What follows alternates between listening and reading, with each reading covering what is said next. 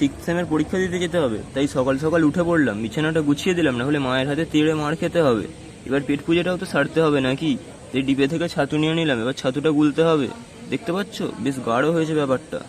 বাইরে দেখি হঠাৎ করে বৃষ্টি শুরু হয়ে গেছে, তাই ইচ্ছে হলো না আর পরীক্ষা দিতে যাওয়ার। প্রিন্সিপালকে চিঠি লিখতে বললাম, স্যার আর পরীক্ষা দিতে যেতে পারবো না, আমাকে ক্ষমা করে দিন।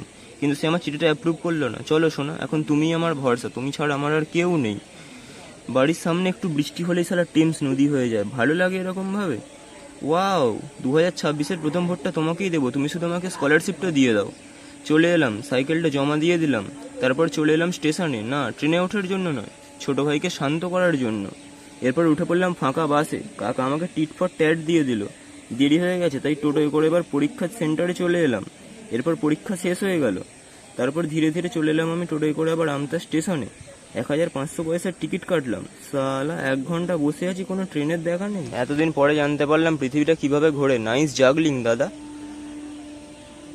বাহ, তুমি এসে গেছো, কি করে বুঝলে আমার এখন তোমাকেই দরকার? যাই হোক, ট্রেনে উঠে পড়লাম। চানা মুড়ি সিঙ্গাড়া দিয়ে একটা 5 মেশালি খাবার খেয়ে নিলাম। কাকা তো শালা 5G নেট পেয়ে ট্রেন চালানো ছেড়ে ফোন ঘাটায় ডুবে গেছে। দেখতে পাচ্ছ এতগুলো বড় বড় ফ্ল্যাট, এগুলোর একটাও আমার না। চলে এলাম সাঁতরাগাছি স্টেশনে। এবার আমাকে ট্রেন পাল্টে যেতে হবে আবার বাড়িতে। চলো, পরবর্তী ভিডিওয়ে দেখা হবে।